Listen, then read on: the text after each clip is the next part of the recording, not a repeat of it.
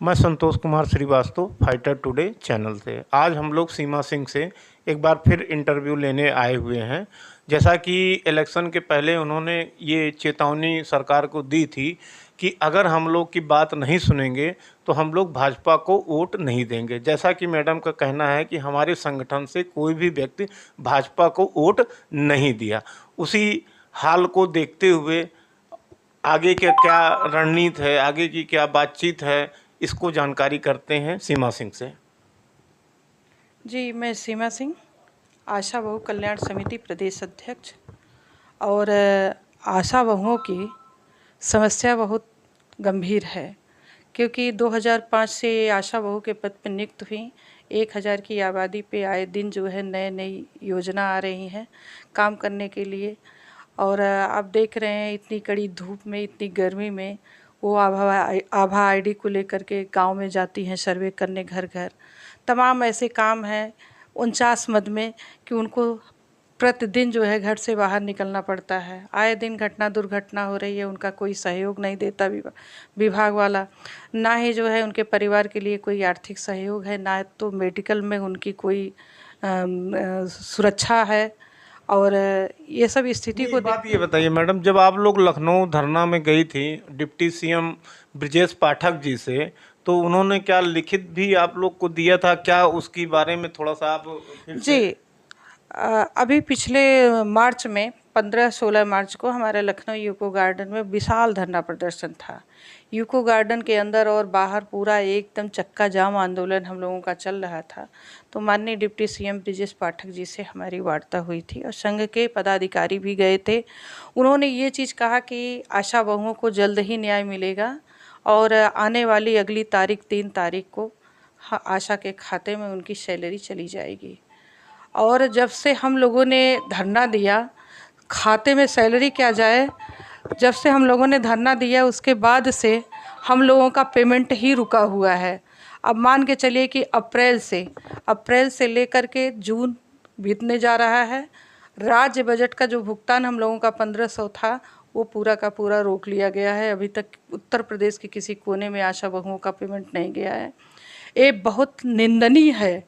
निंदनीय ये है कि सरकार जो है जानबूझ करके हमारी आशाओं के साथ ऐसा की और इसका मुंह तोड़ जवाब हम आशा बहु कल्याण समिति पूरे उत्तर प्रदेश को मिला करके उनको जवाब दे दिया गया है।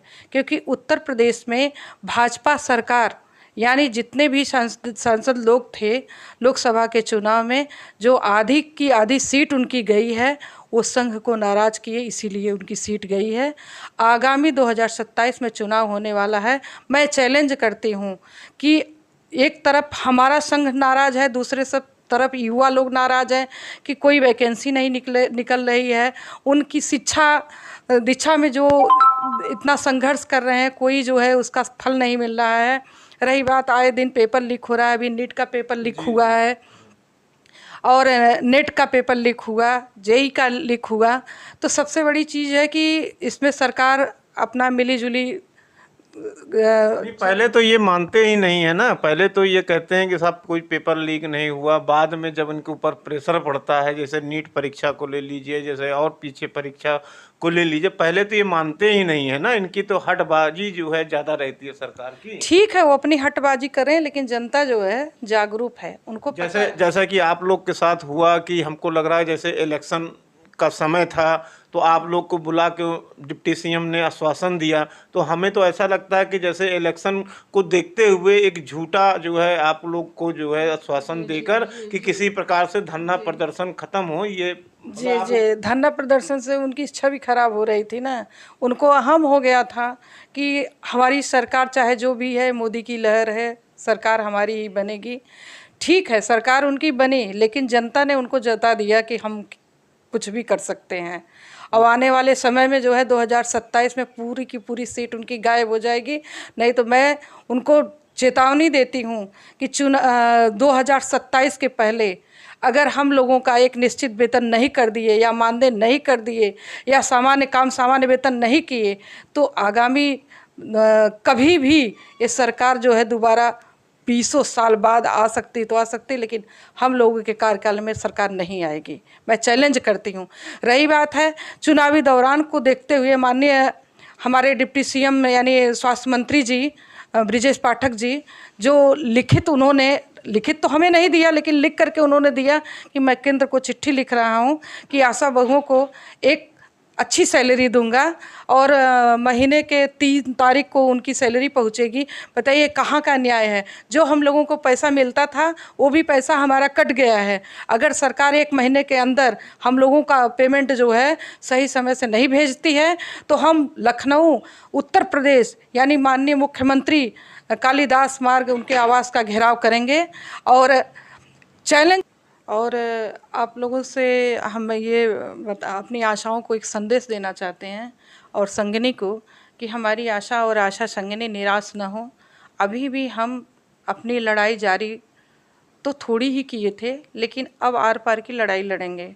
अगली हमारी रणनीति ये रहेगी कि जो माननीय हमारे डिप्टी सीएम ने हमारे मानदेय के लिए बात किया था कि आपको 30 तारीख को महीने के 3 तारीख को पेमेंट मिल जाएगा, और उसके 17 तारीख को एक जियो लागू हुआ था जिसमें जो है कि 3 अरब 30 करोड़ रुपए का, अगर उन्होंने चुनावी दौरान को देखते हुए ये बजट जारी किया था कि मैं स्वास्थ्य विभाग को ये राज्य बजट दे रहा हूँ और ये भी मानदेय राज्य बजट का है, आशाओं को अच्छा वेतन मिलेगा और संगिनियों को, तो हम उसकी एक प्रतिलिपि लगा करके उत्तर प्रदेश के जितनी भी हमारी आशाएं हैं, आशा संगिनी हैं, उनको मैं निर्देशित करूंगी कि एक ही डेट में पूरे उत्तर प्रदेश के जनपद में अपने अपने जिला अधिकारी का आप लोग चक्का जाम करके घेराव करिए और घेराव करने के बाद जो है वही प्रतिलिपि चिट्ठी लगा करके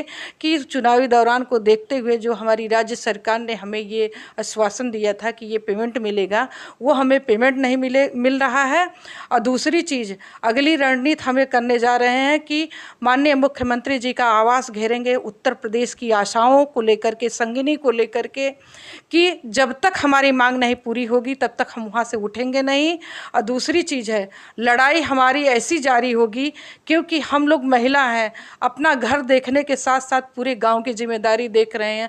सरकार की चलाई गई जितनी भी योजना है उनकी योजना को पूरा कर रहे हैं। बताइए आभा आईडी बनाने में हम लोगों को कितनी बड़ी समस्या आ रही है कि गाँव में हम लोग जाते हैं और जो है उनके परिवार से बोलते हैं कि हमें आधार कार्ड दीजिए, तो आधार कार्ड को लेकर के जो है कि कई लोग जो है अनाप शनाप गाली गलौज करते हैं, बोलते हैं हम क्या आधार कार्ड दूं क्योंकि हमारा बैंक से अटैच आधार है, हमारा पैसा निकल जाएगा या कोई और बात होगी तो जिम्मेदारी तुम्हारी है, तुम लिख करके आप लोग लिख करके दीजिए।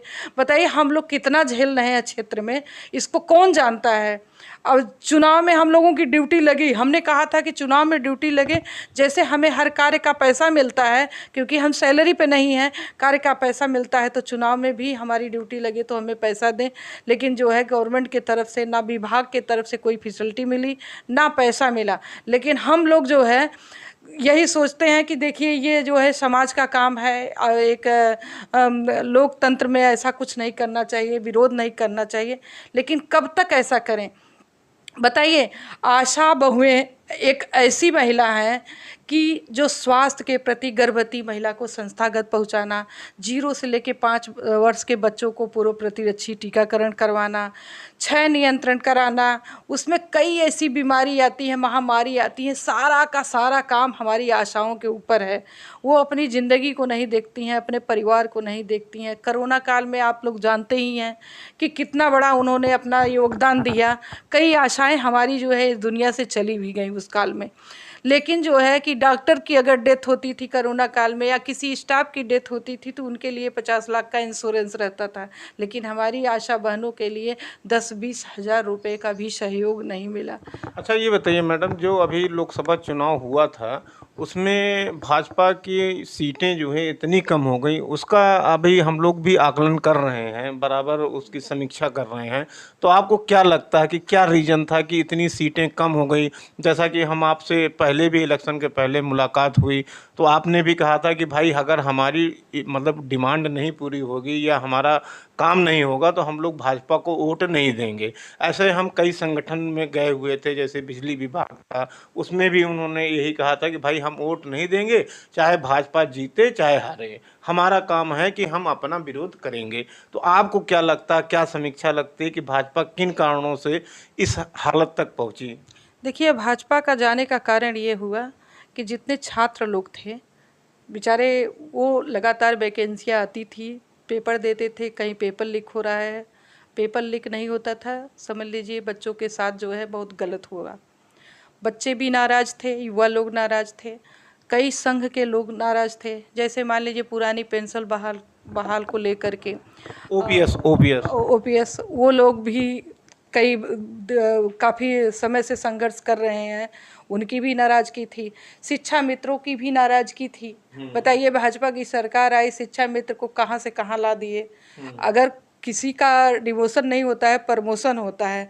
ये सब स्थिति ऐसी आ गई ना कि जो है कि सरकार, आपने तो अपना जिक्र ही नहीं किया ना मैडम। नहीं, मैं तो जिक्र कर ही रही हूँ कि देखिए, आशा बहुएं हैं 2005 से। 2005 से जो पहले मिलता था वो आज भी मिल रहा है।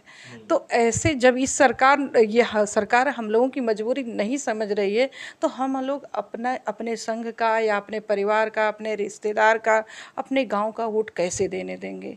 इसीलिए हम लोगों ने तय किया था कि इस बार सरकार को बदलेंगे। तो आपको ये लगता है कि सरकार द्वारा, ब्रजेश पाठक जी द्वारा, डिप्टी सीएम द्वारा जो आश्वासन दिया गया था वो खाली इलेक्शन को देखते हुए उन्होंने दिया? अब आगे की रणनीति क्या है कि जो आपके आशा बहू और हैं, जैसे कि आपने पीछे से संघर्ष करती हुई आई जो है, तो ऐसा तो नहीं है कि आपकी आशा बहुओं का मनोबल डाउन हो रहा है? क्या, किस प्रकार से जो उनके बारे में आप क्या कहना चाहेंगे? देखिए, रोज़ सुबह से शाम तक कम से कम मेरे पास 50 फ़ोन आता है कि दीदी आपने बहुत बड़ा बड़ा आश्वासन दिया था, इतना संघर्ष हम लोगों को लेके किया, बताइए हम लोगों का जो मानदेय था वो भी रुक गया। हमने कहा कि देखो बहन, मैं तो सरकार हूँ नहीं, बाकी मैं तन मन धन तीनों तरीके से पूरी तरह लगी हूँ। अगर इसका जवाब हम माननीय मुख्यमंत्री जी और माननीय डिप्टी सीएम ब्रिजेश सर से लेंगे कि आप चुनावी दौरान को देखते हुए हमें आश्वासन दिए थे कि ये सत्य बात है, अगर आप ऐसा नहीं करेंगे तो आने वाला भी समय, फिर वो दिन आने वाला है 2027 का चुनाव, तो उसमें हम लोग बहुत ज़्यादा गलत कर सकते हैं। नहीं तो जो है, हम आशा बहनों का, हमारी आशा संगिनी बहनों का कम से कम वो एक निश्चित मानदेय कर दें, ताकि जो है उनके परिवार का भरण पोषण हो सके। बताइए जो है 2000, 2500, 3000 में क्या हम लोग परिवार कैसे चलाएं। तो हमको लग रहा है कि ये लड़ाई आप लड़ती रहेंगी जब तक कि ये चीज़ पूरी नहीं होगी। हमारी और हम एक संदेश अपनी आशा बहनों को पहुंचाना चाहते हैं कि हमारी आशा बहनें जैसे स्टार्टिंग में फरवरी और मार्च में लड़ाई थी, वही लड़ाई हम जो है जल्द ही जारी करने जा रहे हैं। जब तक हम अपनी आशा बहुओं का एक निश्चित मानदेय नहीं ले लेते हैं, जो भी वो कार्य करती हैं उनके सारे मद का पेमेंट नहीं मिल जाता है, तो सारे मुद्दे को लेकर के मैं सुप्रीम कोर्ट, हाई कोर्ट तक जा सकते हूँ। और बाकी जो है, हमको तो लग रहा है कि सरकार जो पैसा दी वही पैसा हम लोगों को नहीं मिला। कारण है कि अधिकारी द्वारा, क्योंकि बताया जा रहा है कि 49 मद में तमाम ऐसे कार्य हैं, जैसे मान लीजिए दस्तक अभियान, संचारी रोग, इस सब में पैसा आता है। और ये बता रहे हैं मिशन इंद्रधनुष चलता है, उसके बाद जो है मोबिलाइजेशन का आता है, और जो गर्भवती महिला हाई रिस्क या HRP वाली होती हैं, तो तमाम ऐसे पेमेंट हैं जो हम लोगों के पेमेंट अभी दबे हुए हैं। तो ऐसी स्थिति में इस चीज़ को भी हम लेकर के लड़ाई लड़ेंगे, और जिला स्तर से लेकर के प्रदेश स्तर तक, क्योंकि जितना अगर पैसा दर्शाया जा रहा है कि ये कार्य का पैसा मिल रहा है, अगर पूरा का पूरा पैसा मिले तब भी हम लोगों को लगे कि हाँ कुछ मिल रहा है। ऐसे में तो मुझे लग रहा है कि जैसे मान लीजिए राज्य सरकार द्वारा जो 1500 रुपये हम लोगों का बढ़ोतरी हुआ था, 1500 में पिछले समय जब स्टार्टिंग में ये हुआ कि 1500 रुपया मिलेगा तो कुछ महीनों का पेमेंट कहीं नहीं मिला था, लेकिन हमारे सुल्तानपुर में नंबर 1 पे है कि राज्य बजट का पैसा मिला था। बाकी अदर जनपदों में ये सूचना मिल रही है कि दीदी कभी इस साल में मुझे 6 महीने का मिला था और पिछले वित्तीय 2023 में 22 और 23 का हमें 4 महीने का मिला था, लेकिन हमारे सुल्तानपुर में करीब करीब मिला था। तो ये सब की इंक्वायरी हम करवा रहे हैं कि सभी आशाओं से एक दिन हम जूम पे जुड़ेंगे और जो हमारी आशाएं हैं और जो पदाधिकारी हैं उनसे हम बात करेंगे कि जो आशाओं के साथ ये सुविधा शुल्क लिया जा रहा है बाउचर के प्रति, बताइए बाउचर के एक तो गवर्नमेंट पैसा दे रही है, दूसरी चीज़ अधिकारी उसमें से पैसा काट रहे हैं। काटने के बाद जो बाउचर जमा करती हैं, बाउचर के साथ उनको कुछ पैसा देना पड़ता है। जैसे 200 से 300 और एक टीबीआई का पेमेंट आता है। टीबीआई का पेमेंट 6 महीना और 12 महीने के बीच में आता है कि मतलब इकट्ठा उनको मिलता है। जैसे 12 महीने का 12,000 आया तो कहीं कहीं के जो है कर्मचारी जो है उनसे 3,000 2,000 रुपये ले करके तब उनके खाते में वो पैसा डाल रहे हैं। तो ये सब की हम जानकारी इकट्ठा कर रहे हैं कि कहाँ कहाँ पे रिश्वत लिया जा रहा है। पहली चीज़ इस पे जुटेंगे, उसके बाद जो सरकार द्वारा एक गाइडलाइन जारी की गई है कि जो भी कार्य है इस मद का पैसा इतना होता है, वही हमारा पूरे मद का पैसा नहीं मिला है, किन कारणों से नहीं मिला है। क्योंकि हम चाहते हैं कि जब हम क्षेत्र में काम करते ही हैं, जैसे मान लीजिए जननी सुरक्षा से लेकर के गर्भवती महिला, अगर 1 महीने की गर्भवती महिला हुई तो 9 महीने तक हम उसको पूर्ण रूप से सारे चेकअप कराते हैं और चेकअप कराने के बाद उनकी सारी जांचें और वगैरह संस्थागत प्रसव कराना और जो है बच्चा होने के बाद 42 दिन विजिट करना बच्चे की माँ की। अगर हम काम कर ही रहे हैं तो अदर जो हमारे बिंदु हैं उस बिंदु का पैसा हमको क्यों नहीं मिल रहा है। तो इस पर हम चर्चा किए सीएमओ साहब से, तो उन्होंने कहा कि हो सकता है इस मद में आपने काम ही नहीं किया है। हमने कहा उस मद के बारे में जानकारी हमारी आशाओं को दी जानी चाहिए, हमारी संगिनी को दी जानी चाहिए और उसका एक प्रशिक्षण होना चाहिए कि ताकि जो है वो समझें कि हमारे इन मद में का पैसा है तो इस कार्य का फॉर्मेट हम ज़रूर भरें। जब वो फॉर्मेट अपना बाउचर भरते हैं तो वहाँ कट लग जाता है, एनएम कहीं काट देती हैं, कहीं विभाग के लोग काट देते हैं, वो पैसा कट जाता है। सबसे बड़ी भ्रष्टाचारी है TNHM में हमारी और आशा संगिनी के साथ, क्योंकि आशा बहुओं को जो मद जितने हैं उतना सारा पेमेंट मिले ना तब भी ठीक है, लेकिन इसकी तो इंक्वायरी होनी चाहिए। इसके लिए हम जाएंगे, कोर्ट तक जाएंगे और ये मांग करेंगे, हर जिला अधिकारी का घेराव करेंगे कि सारा का सारा पैसा दें। और दूसरी चीज़, माननीय मुख्यमंत्री जी का आवास हम कतई नहीं छोड़ेंगे, उनका घेराव करेंगे और घेराव करने के बाद डायरेक्ट उनसे वार्ता की जाएगी कि हम आशा बहनों के साथ न्याय करिए। अच्छा मैडम, ये बताइए कि जो अभी आप कह रहे हैं कि डीएम को ज्ञापन देने के लिए, तो क्या कोई डेट अभी आपने सुनिश्चित किया है कि आगे अभी बातचीत करके सुनिश्चित करेंगी? देखिए अभी बातचीत हम 2-4 दिन के अंदर डिसाइड करेंगे कि कौन सी डेट में हम जिला अधिकारी का घेराव करेंगे, ताकि पूरे उत्तर प्रदेश की आशाएं हमारी तैयार हो जाएं, संगिनी तैयार हो जाएं पूर्ण रूप से। दूसरी चीज़ है कि अगली रणनीति हमारी जो है उत्तर प्रदेश सरकार को घेरने की है और सरकार को हम लोगों की बात माननी पड़ेगी, क्योंकि एक सफाई कर्मी है, उनका कितना काम है बताइए। 2 घंटे से 4 घंटे कोई काम किया, कोई नहीं किया। लेकिन हम लोगों की सरकार क्यों नहीं सुन रही है, समझ लीजिए ये बहुत बड़ा दुर्भाग्य है उत्तर प्रदेश सरकार का। अच्छा, आखिर में जो है आप आशा बहू और आशा संगिनी के लिए कुछ आप मैसेज देना चाहेंगी उनको? हम मैसेज यही देना चाहते हैं कि हमारी आशा बहनें निराश ना हों और मैं उनसे वादा करती हूँ, मुझे भी बहुत दुख है कि जो चुनाव के पहले हमें आश्वासन मिला था, जो एक जियो गाइडलाइन लागू हुई थी, हमने भी अपनी आशाओं को भरोसा दिया था कि चलिए हमारे संघर्ष का फल हमारे माननीय मुख्यमंत्री जी द्वारा, राज्य सरकार द्वारा ये मिला है। लेकिन जो है कि चुनाव बीत गया और अप्रैल से लेकर के आज जून लास्ट चल रहा है, उस पे हम हिरास गए हैं कि सरकार इतनी झूठी आश्वासन दे करके हम लोगों को गुमराह की है, तो ईंट का जवाब हम पत्थर से देंगे। मतलब आपका कहना मतलब ये है कि निराश ना हो, आप पूरी लड़ाई में उनके साथ हैं, यही तो आपको कहना है? बिल्कुल बिल्कुल, हम अपनी आशाओं के साथ पूरी निष्ठा से हैं, दिन रात हम उन्हीं के बारे में सोचते हैं 24 घंटे के अंदर कोई भी समय है, कोई भी आशाएं मुझसे बात करना चाहे, अपनी समस्या बतानी चाहे, लेकिन वो हमारा साथ दें, क्योंकि हम बड़े ईमानदारी से उनकी लड़ाई लड़ेंगे और वो हमारा साथ दे तो निश्चित ही हम लोगों को फल उसका मिलेगा।